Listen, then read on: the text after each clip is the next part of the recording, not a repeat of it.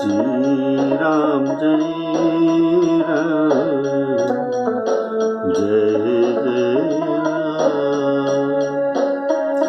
श्री राम जय राम जय जय राम श्री राम जय राम श्री राम जय राम जय जय राम श्री राम जय राम जय जय राम श्री राम जय राम जय जय राम।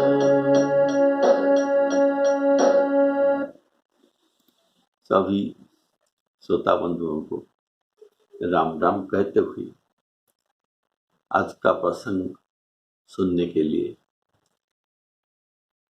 स्वागत करता हूँ। बोलिए सियावर रामचंद्र की जय।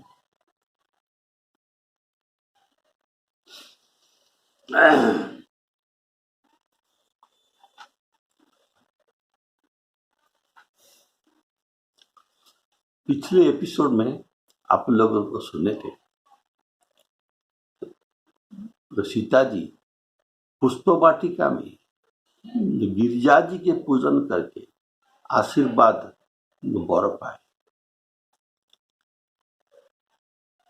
और ये सीता जी के वंदना सुनकर पार्वती जी 3 बार मनोकामना पूर्ण होने के लिए वर दिए हैं। एक बार पूजी ही मन कामना तुम्हारी, दूसरी बार मनु जाहि राचेउ मिली ही सोबरु सहज सुंदर सावरो मिली ही सोबरु, और तीसरी बार सोबरु मिले ही जाहि मन राजा। तो ऐसे गौरी जी के 3 बार कहने पर उनको कौन सा वर मिलेगा, इसलिए फिर कहते हैं वर सहज सुंदर सावरो।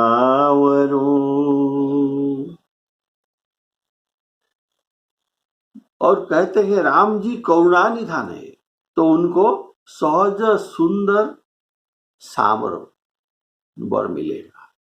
तो कौन सा वर मिलेगा, किसके मन राचेऊ, तो ये सहज सुंदर वर उनको मिलेगा। ये कहते हैं श्री राम जी करुणा निधान है, इसीलिए तुमको करुणा अवश्य करेंगे। वे राम जी सहज सुंदर है, अर्थात आभूषण और मेकअप के बिना ये स्वाभाविक ही सुंदर है। ये उनके बाहर के शोभा, लेकिन उनके भीतर के शोभा एक करुणा निधान।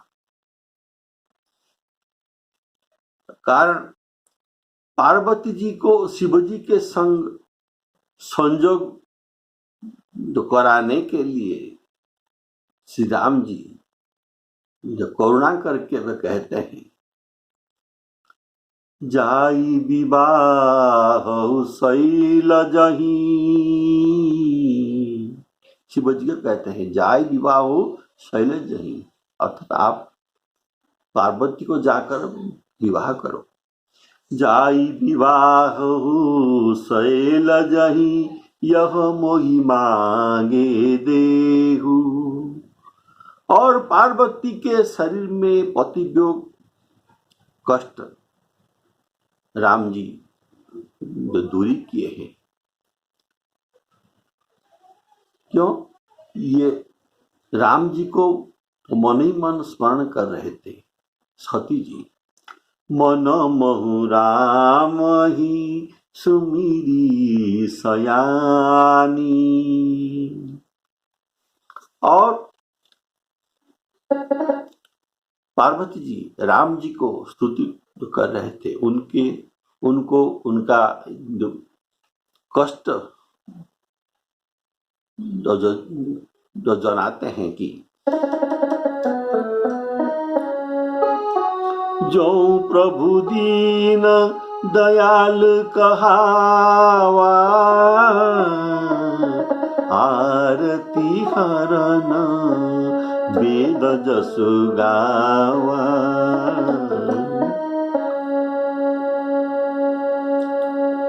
हे प्रभु, अगर आप दीन दयालु है और आर्त को हरण करते हैं तो मैं आपको विनय करता हूँ। छूटहु बेगी देह यह मोरी, पति वियोग में मैं यही शरीर रखना नहीं चाहता हूँ। होई मरनु जेहि बिनहि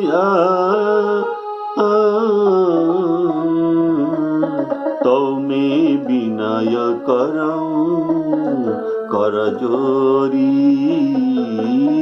छूटहु बेगी देह यह मोरी। तो हे सर्वदर्शी प्रभु, सुनिए, आप जितना जल्दी हो सके ये उपाय कीजिए जो कि मेरा मरण बिना कष्ट के हो जाए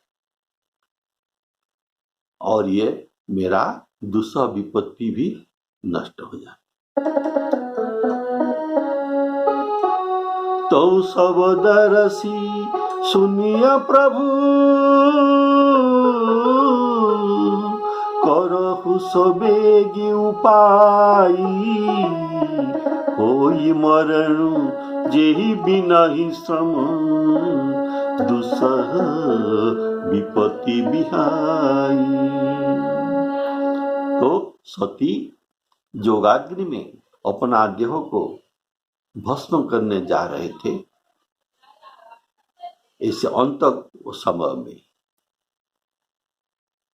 राम जी को स्मरण करते हैं, बोलिए सियावर रामचंद्र की जय, और वर मांगते हैं। क्या वर? सती मरत हरिसन बरु मांगा, जन्म जन्म शिव पद अनुरागा। मेरा जन्म जन्म में राम, ये शिव जी के पद में मेरा अनुराग रहे। इसी कारण ये पार्वती हिमालय के पुत्री होकर जन्म हुए।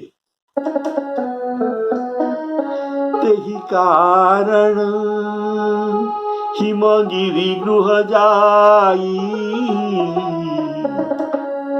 जनमी पार्वती तनु पाई।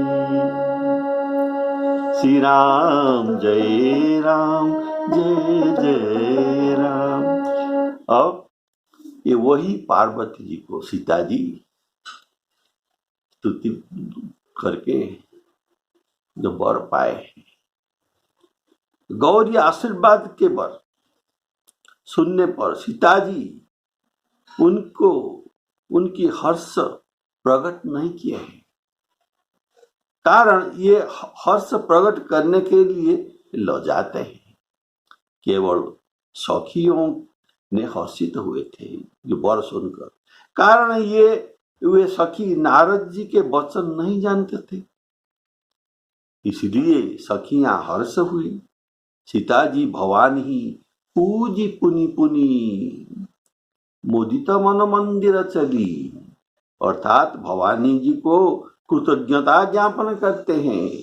इस पूजा में तुलसीदास जी भी शामिल हो जाते हैं।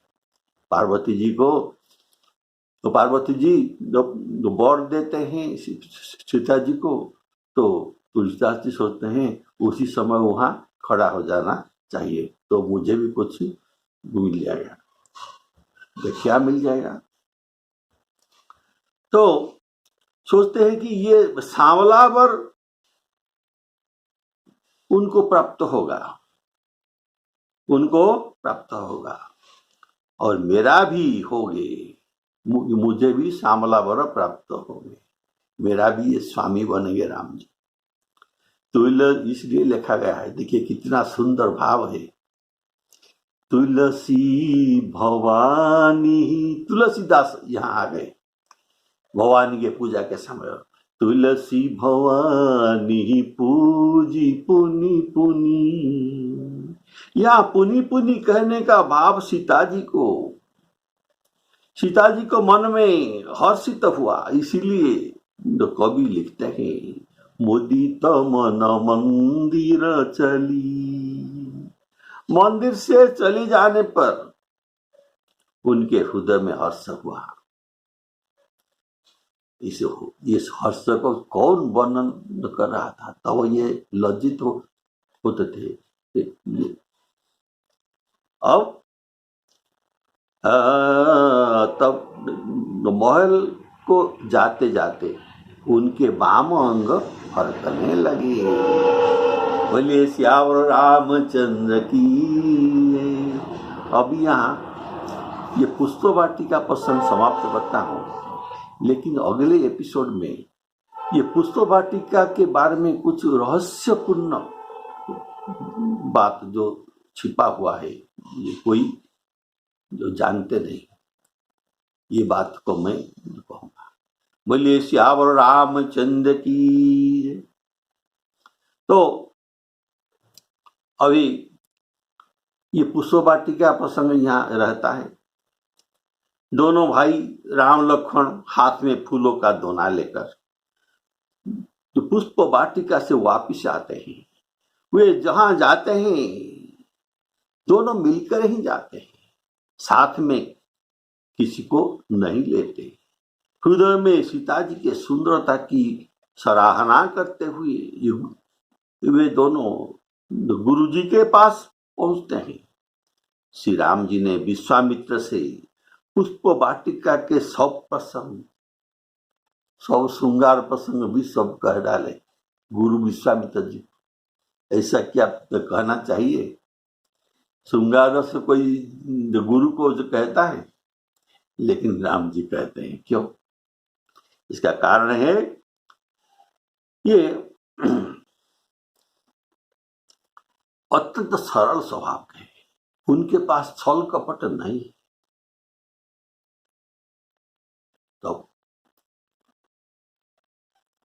तो गुरु जी जो पुष्प पाकर, पुष्प का अर्थ यह लिखा है सुमन पाकर, ये पुष्प लेने तो गए थे, लेकिन वो सुमन लाकर दिए, तो गुरु जी को सुमन प्राप्त हुआ। सुमन का भाव है भी पुष्प, सुमन का अर्थात यहाँ राम जी उनके सुंदर मन को, सुमन अर्थात सुंदर मन को अर्पण करते हैं, जिसमें छल कपट नहीं, केवल सरलता है। ये राम जी के यथार्थ रूप है। बोलिए श्यावर रामचंद्र की जय। तो मुनि पूजा पाठ करके फिर दोनों भाइयों को आशीर्वाद देते हैं, तुम्हारे मनोरथ सुफल हो। यह सुनकर दोनों भाई खुशी हुए।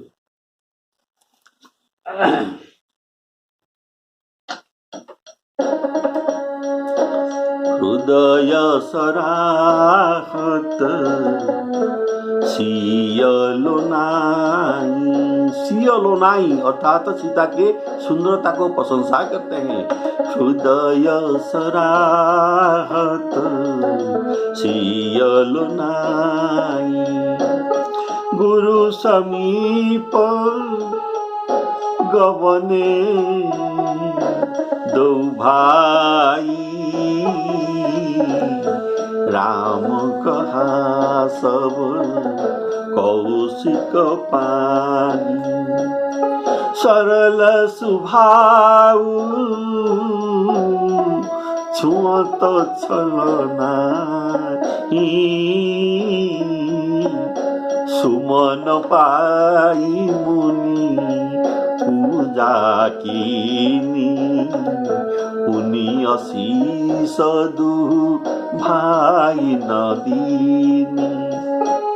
सुफल मनोरथ हो तुम्हारे,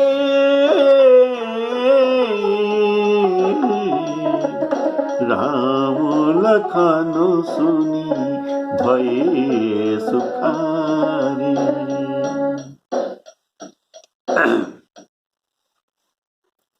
यहाँ तुम्हारे ये जो गुरु कहे सुफल मनोरथ हो तुम्हारे, ये तुम्हारे है बहुवचन शब्द। तो दोनों का मनोरथ पूर्ण हो जाए। राम जी के मनोरथ तो है क्या, सीता जी को प्राप्त करना। तो लक्ष्मण का मनोरथ है जैसे राम जी को सीता मिल जाए। बोलिए श्यावर रामचंद्र की जय। उनमें ही, इसी में ही उनके सुख है।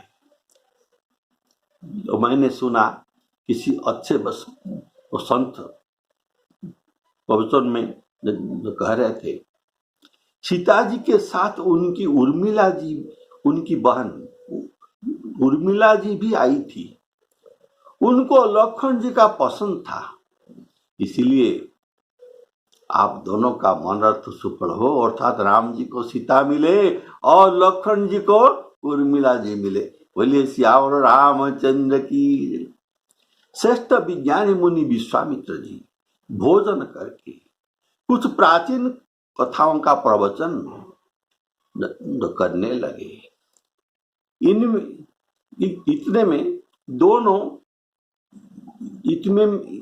में दिन बीत गया, संध्या समय आ गया और गुरुजी के आज्ञा पाकर दोनों भाई संध्या करने चले। उधर संध्या समय था, तो पूर्व दिशा में सुंदर चंद्रमा उदय हुआ था।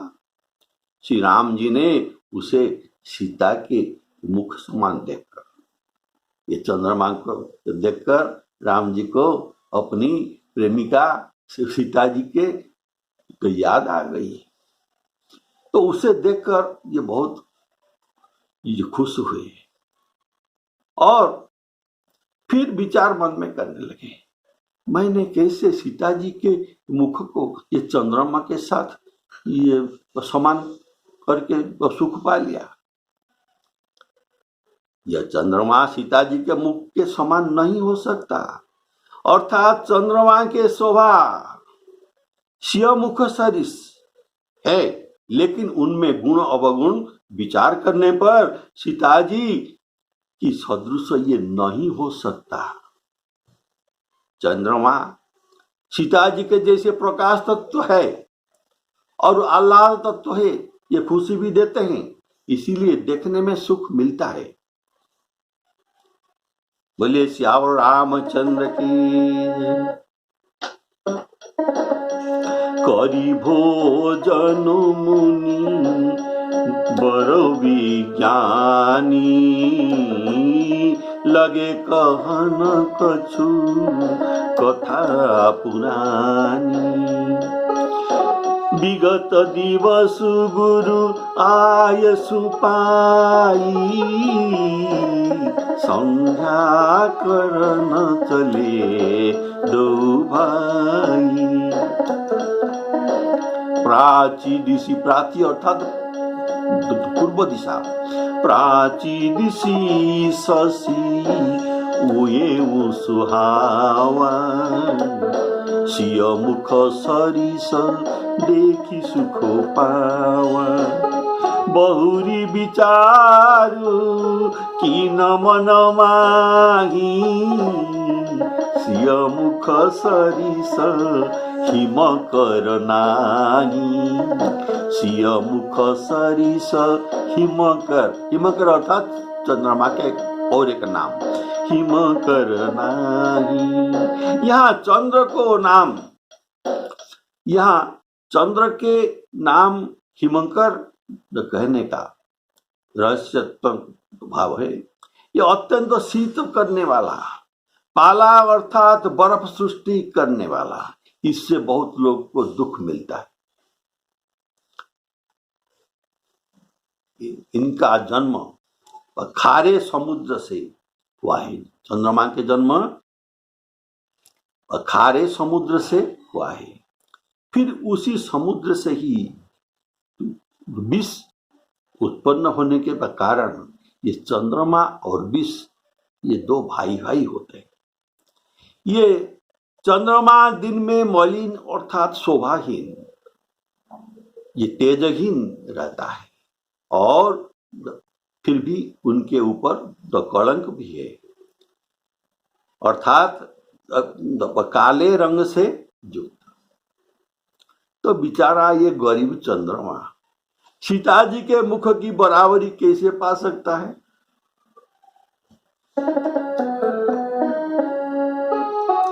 जन्म सिंधु, उनका जन्म सिंधु से।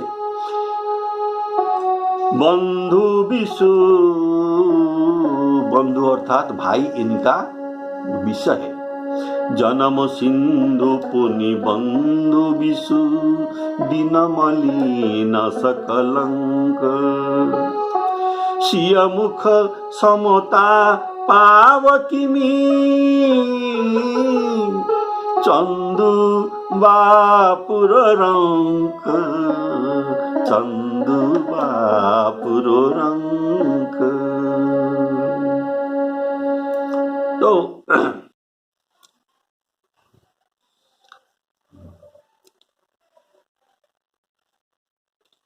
सीता सिय मुख समता पावकिम, चंदु बापुर रंक, अर्थात सिंधु जो जड़ है, सिंधु वो जड़ है, जड़ से चंद्रमा का ही उत्पत्ति हुआ है।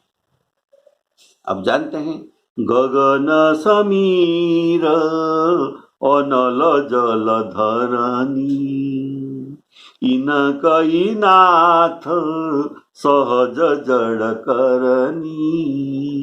ये सुंदरकांड में वर्णित है। सागर जड़ है, जड़ है। सिंधु खारा होने में चंद्र की जन्म में दोष है।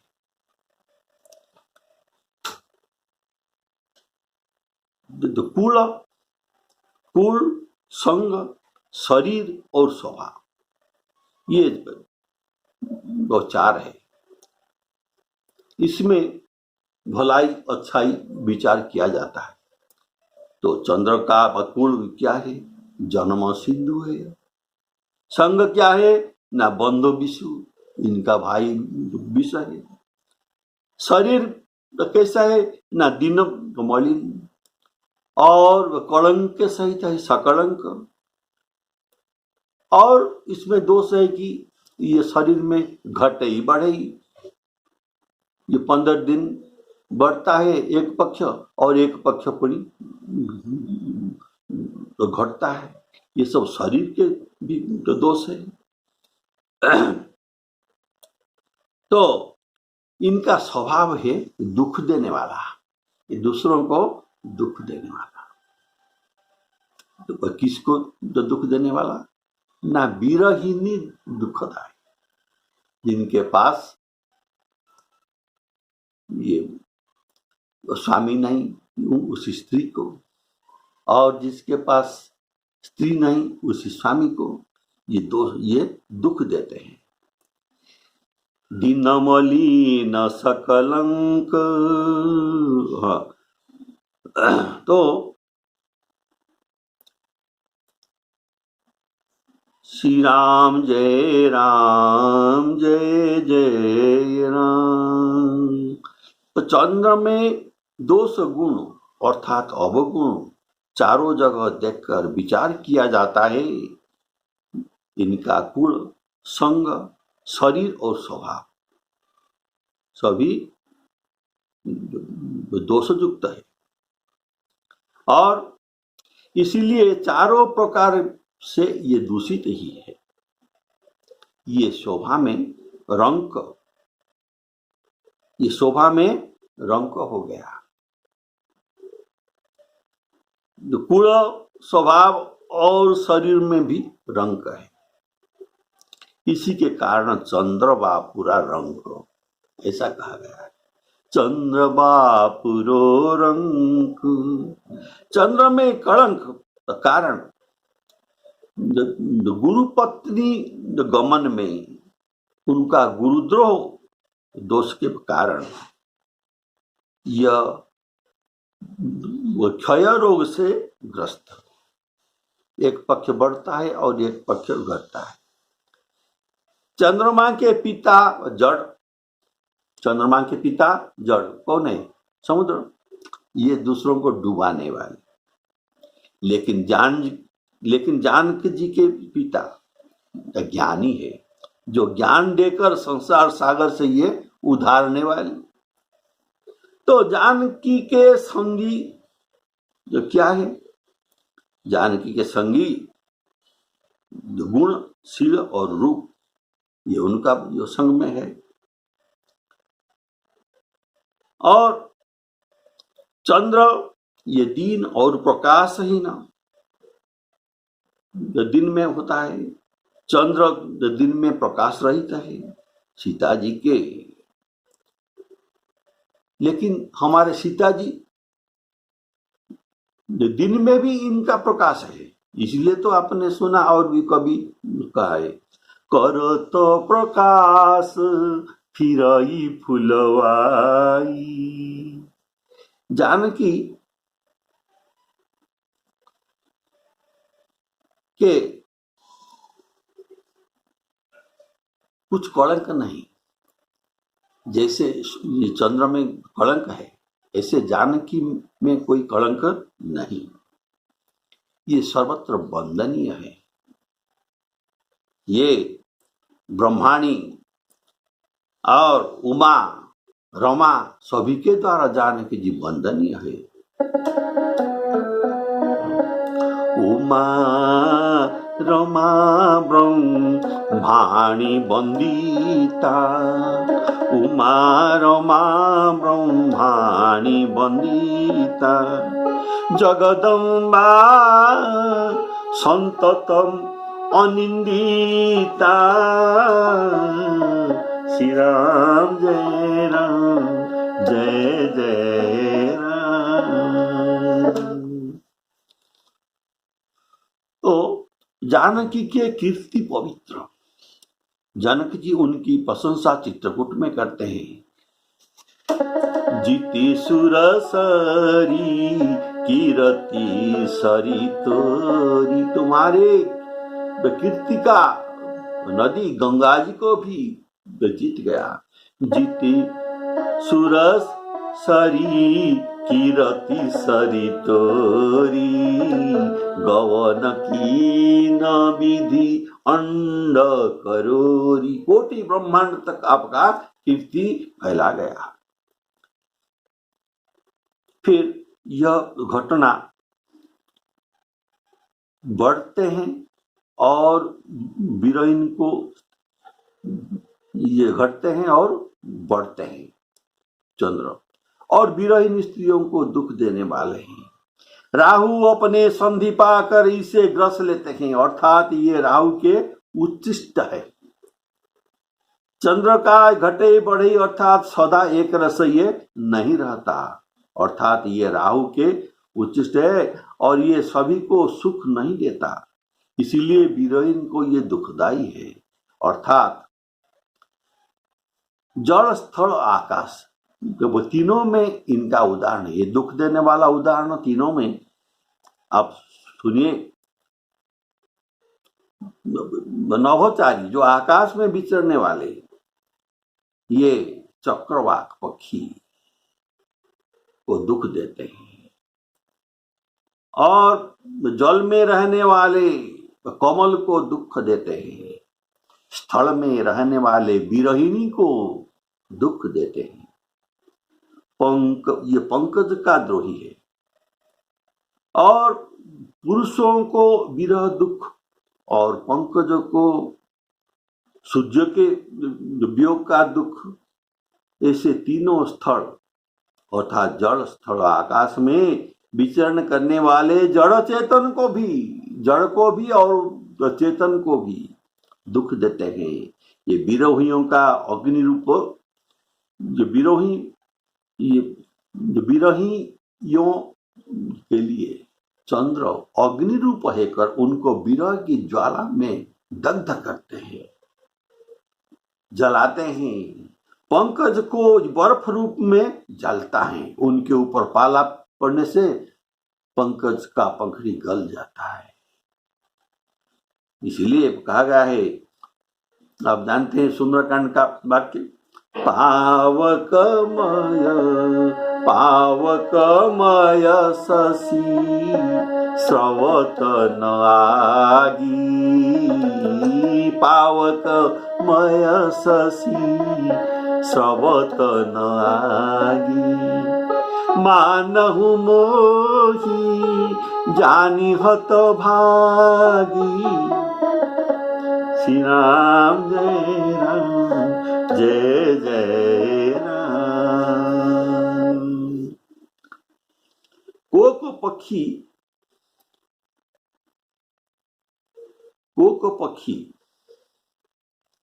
किसी का क्या बिगड़ा है, ये बेकार, ये जो निरीह पक्षी है, किसका कुछ क्षति नहीं किया है, उसका कुछ बिगाड़ा नहीं है,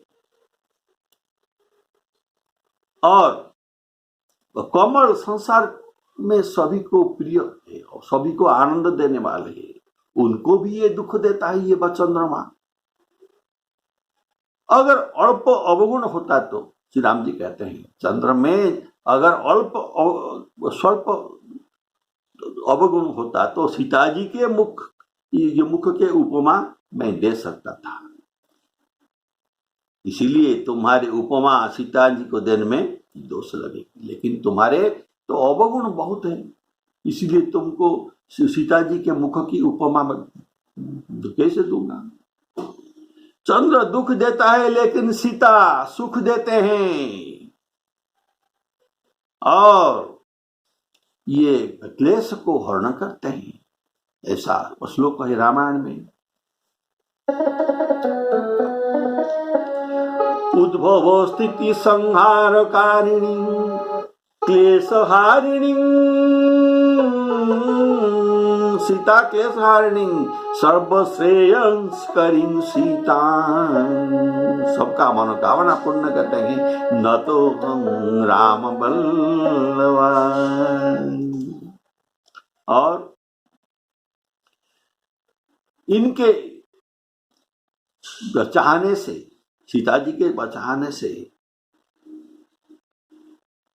एक साधारण व्यक्ति लोकपाल भी हो सकते हैं, इनको सब सिद्धियां हाथ जोड़कर सेवा करते हैं। लोक पहो ही बिलोकत तोरी, तो ही से वही सब सिद्धि कर जोरी। चंद्र को राहु का डर है, लेकिन जानकी अभयोदायिनी है। सीता जी दीनहीन का इनको प्रिय है। बंदो सीता राम पद जिनाई परम प्रिय खिन्न, जो दीनहीन है उनको ये प्रिय है। चंद्र का चरित्र थोड़ा सुनिए। दक्ष प्रजापति के 27 नक्षत्र, आप हम जानते हैं 36 नक्षत्र है, ये नक्षत्र सभी उनके कन्या है, दक्ष प्रजापति के कन्या है। ये 27 कन्या को चंद्र के साथ ये ब्याह दी थी, लेकिन चंद्र रोहिणी को अधिक भल पाने के कारण अधिकांश समय उनके साथ रहते थे। ये कंप्लेन उनके पास गया। दूसरा ये 26 जो कन्या ने उनके पिताजी को ये सब बात बताई। यह पता लगने के बाद दक्ष प्रजापति सभी कन्याओं के साथ बराबर व्यवहार करने को चंद्र को कहा। उनके न मानने पर उनको क्षय रोग हो जाने का ये शाप दे दिया। तब चंद्र के तेज क्षीण हो जाने पर जितना लता वृक्ष वनस्पतियां हैं उनका पुष्टि नहीं हो पाया। तब देवताओं ने अनुरोध किया दक्ष प्रजापति को। तब ये बोले पहले एग्रीमेंट हो जाए, ये मेरा सभी कन्याओं के साथ बराबरी व्यवहार करेगा, तब मैं उपाय उनको बताऊंगा। तो ये कहते हैं पश्चिम समुद्र में प्रभास क्षेत्र में जहां सोमनाथ मंदिर है, प्रवास क्षेत्र में सरस्वती और सागर संगम में जाकर शंकर जी की ये आराधना करे, तब उनका तेज ये फिर वापिस पाएगा। इसके बाद देवताओं ने चंद्र के बकड़ा पान करने पर ये घटती है। ऐसे श्री राम जी अपने प्रेमिका को याद करते हुए जो कवियों को कहते हैं, हे कवियों, किसी भी कवि जानकी के मुख के लिए चंद्रमा का उपमा या पटांतर नहीं दीजिए। अगर देंगे तो तुमको तो दोष लगेगा। चंद्र को भी ये कहे कभी भी सीता जी के मुख के साथ तुम्हारे समता होगा, यह धृष्टता मन में कभी न आनिए। तो अगर ये लाओगे तो तुमको भी दोष लगेगा।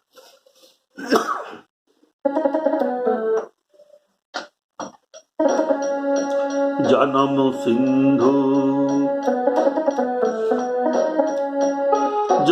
सिंधु पुनि बंधु विशु दिन मलिन सकलंक सिय मुख समता पावकिनी चंदु बापुरो रंक। श्री राम जय राम जय जय राम। श्री सीताराम अर्पणमस्तु।